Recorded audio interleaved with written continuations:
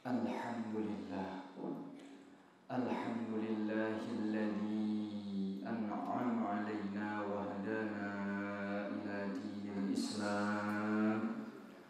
Allahumma salli wa sallim ala sayyidina wa maulana Muhammadin al-ummi alladzi da'ana ila dinil malikil 'allam wa ala alihi wa ashabihi salatan wa salaman daimain mutalazimain ala mamarrid tuhuri wal ayyam. Ashhadu an la ilaha illallah wahdahu la syarika lahu syahadatan tunji qailaha min ahwali yawmiz ziham. Wa ashhadu anna sayyidana wa nabiyyana Muhammadan sallallahu alaihi wasallam abduhu wa rasuluhu sayyidul anam. Wa idza quri'al Qur'an fastami'u lahu wa ansitu la'allakum turhamun. A'udzu billahi minasy syaithanir rajim. Ya ayyuhalladzina amanu tubu ilallahi taubatan nasuha. Asa rabbukum an yukaffira ankum sayyi'atikum wa yudkhilakum jannatin tajri min tahtiha al-anhar. Amma ba'du. Jamaah Jumat rahimakumullah. Khatib mengajak kepada diri khatib sendiri dan kepada jemaah sekalian, marilah kita tingkatkan ketakwaan kita kepada Allah Subhanahu wa ta'ala dengan menjalankan perintahnya dan menjauhi larangannya. Jamaah Jumat rahimakumullah, setiap tahun pada bulan Desember ada satu hari yang disebut Hari Ibu. Hampir di setiap negara di dunia ini memiliki Hari Ibu yang memperingatinya dilaksanakan pada hari yang berbeda satu sama lain. Di Indonesia, Hari Ibu diperingati setiap tanggal 22 Desember. Di negara-negara Eropa dan Amerika, peringatan Hari Ibu jatuh pada hari Minggu kedua bulan Mei.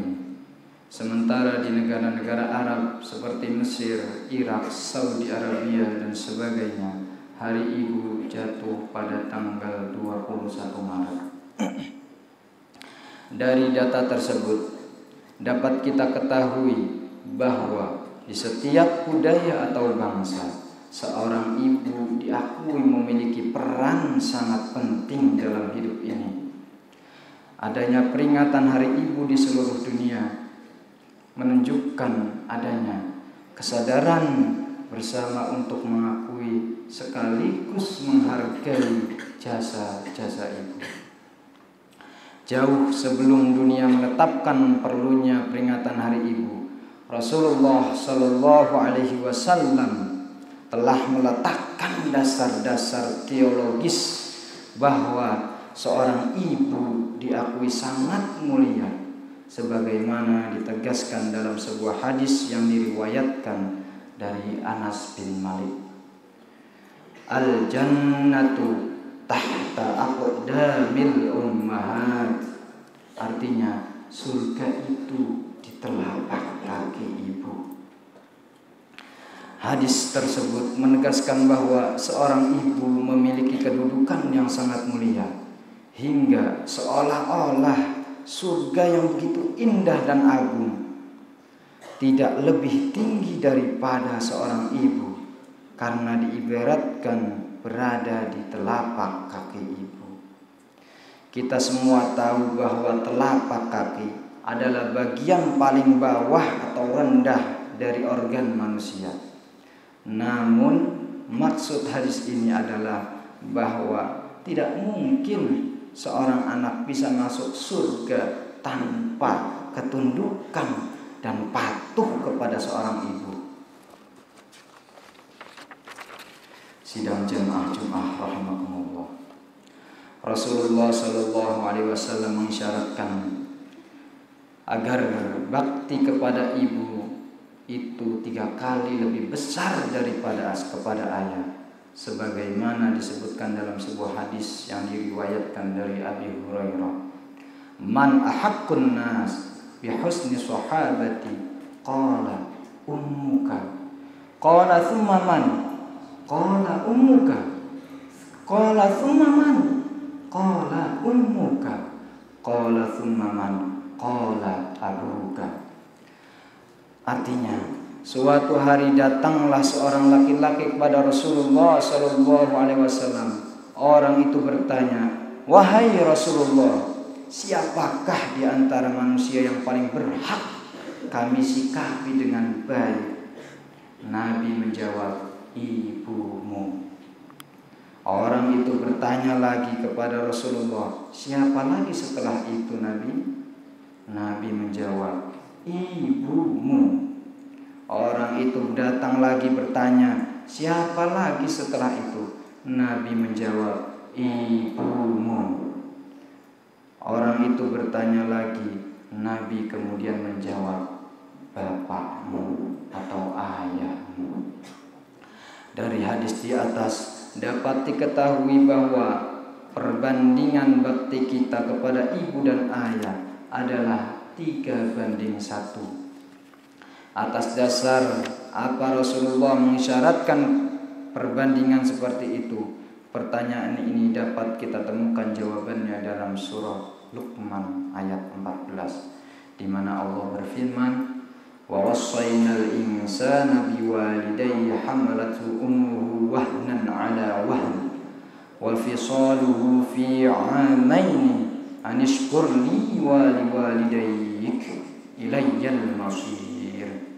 Dan kami perintahkan kepada manusia untuk berbuat baik kepada ibu bapakmu, ibu yang telah mengandung dalam keadaan susah payah dan menyapihnya dalam usia 2 tahun. Bersyukurlah kepadaku dan kepada ibu bapakmu, hanya kepadakulah kembalimu. Jamaah Jumat rahimakumullah. Dari ayat di atas dapat kita ketahui bahwa dalam kaitannya dengan proses kejadian dan kelahiran manusia ke bumi ini terdapat 4 fase. Fase pertama adalah fase yang melibatkan partisipasi dari ayah dan ibu, di mana peran ayah sangat menentukan. Dalam fase ini sel telur sang ibu tidak mungkin bisa terbuahi tanpa pertemuannya dengan sperma sang ayah. Dengan kata lain, tugas alamiah seorang ayah adalah membuahi sel telur perempuan atau ibu sehingga terjadi kehamilan yang berbentuk awalnya gumpalan darah yang dalam Al-Quran surat ke-19 ayat 2 disebut al-alaq. Sebagai ayat tersebut, khalaqal insana min 'alaq. Dia telah menciptakan manusia dari segumpal darah. Ayat di atas menegaskan bahwa proses awal terjadinya manusia adalah gumpalan darah. Hanya pada fase awal inilah seorang ayah memainkan peran alamiah satu-satunya yang tidak mungkin digantikan oleh peran perempuan, karena sel telur hanya bisa dibuahi oleh sperma. Maka bisa dimengerti bakti seorang anak kepada ayah dibandingkan dengan ibu adalah 1/3. Karena dalam 3 proses berikutnya seorang ayah sudah tidak terlibat lagi. Masing-masing dari ketiga proses ini sepenuhnya dilakukan oleh ibu dengan susah payah dan penuh resiko. Hal ini berbeda sekali dengan proses awal, fase pertama yang penuh dengan kenikmatan tanpa resiko. Sidang jamaah rahimakumullah. Setelah prosesnya penggumpalan darah, yakni pembuahan sel telur oleh sperma, maka proses berikutnya atau kedua adalah kehamilan. Dalam proses ini seorang ibu harus mengandung si janin dalam keadaan 9 bulan berat. Selama 9 bulan ini tidak ada partisipasi ayah sama sekali, karena organ laki-laki memang tidak dirancang untuk bisa mengandung seorang bayi. Hingga kini tidak ada teknologi yang bisa membuat laki-laki berpartisipasi atau mengambil alih tugas mengandung. Bayi tabung pun juga tidak bisa dikembangkan dalam organ laki-laki, karena faktanya laki-laki memang tidak memiliki rahim. Dalam fase mengandung, seorang ibu mengalami kesusahan demi kesusahan yang di dalam Al-Quran digambarkan dengan wahnan ala wahnin, yakni keadaan susah payah dan lemah yang dari hari ke hari bukannya makin ringan tetapi makin berat. Sidang Jum'ah rahimakumullah. Setelah proses kedua selesai, disusul proses ketiga yang merupakan puncak dari proses kehamilan, yakni melahirkan. Lagi-lagi dalam proses melahirkan ini tidak ada keterlibatan seorang ayah. Seorang ibu harus berjuang sendiri untuk melahirkan bayinya dengan selamat, baik selamat bagi dirinya sendiri maupun bayi yang dilahirkannya. Tugas ini beresiko tinggi karena secara langsung berkaitan dengan keselamatan jiwa.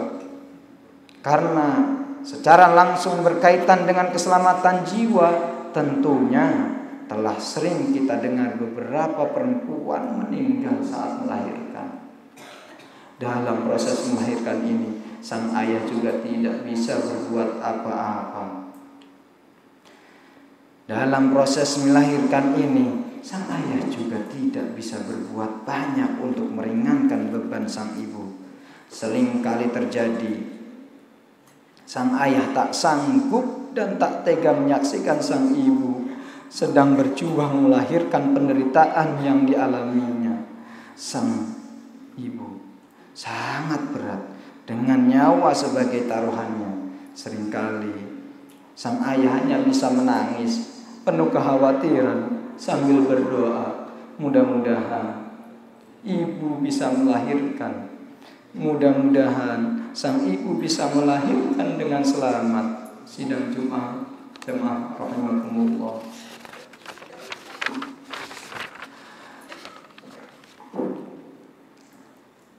Sang ibu harus sanggup berjaga menahan kantuk, baik siang maupun malam.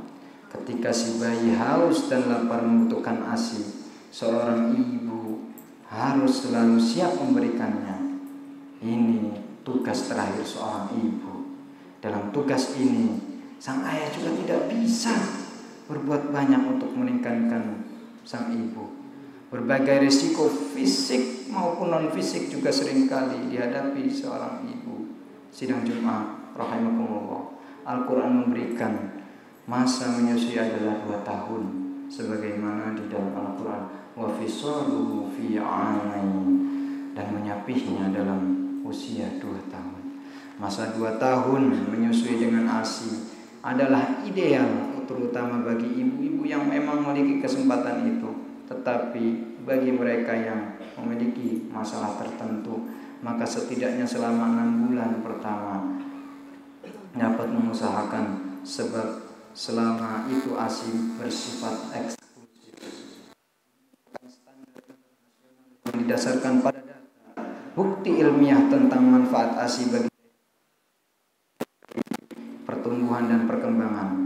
ASI memberi semua energi dan gizi dibutuhkan bayi selama 6 bulan pertama hidupnya.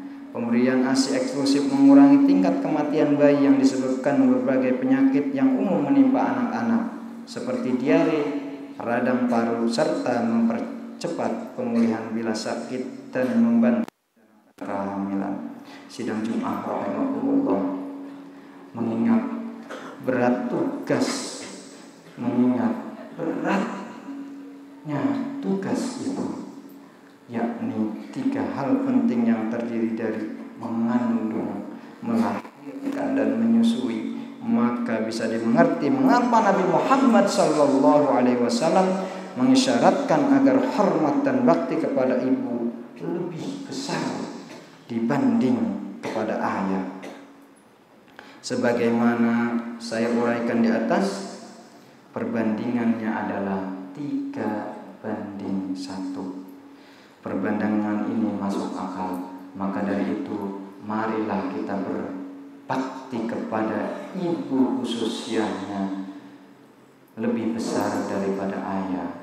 Maka mari kita hormati ibumu. Sebelum ibu tiada, mari kita semaksimal mungkin memperjuangkan, membahagiakan keduanya.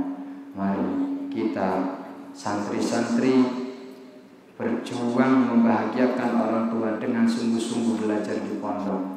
Demikian, mudah-mudahan ada manfaatnya. Bila ada kesalahan, mohon dimaklum. Barakallahu li wa lakum fil Qur'anil 'azim wa nafa'ani wa iyyakum bil ayati wal dzikril hakim wa taqabbala minni wa minkum tilawatahu innahu huwas samii'ul 'alim. Usikum 'ibadallah wa iyaya bittaqwallahi faqad fazal muttaqun wa ahutsukum wa iyaya 'ala ta'atillahi wa ta'ati rasulihi fi kulli waqtin la'allakum tuflihun. Wa astaghfirullahal 'azim li wa lakum wa lisa'iril muslimina wal muslimat wal mu'minina wal mu'minati fastaghfiruh innahu huwal ghafurur rahim.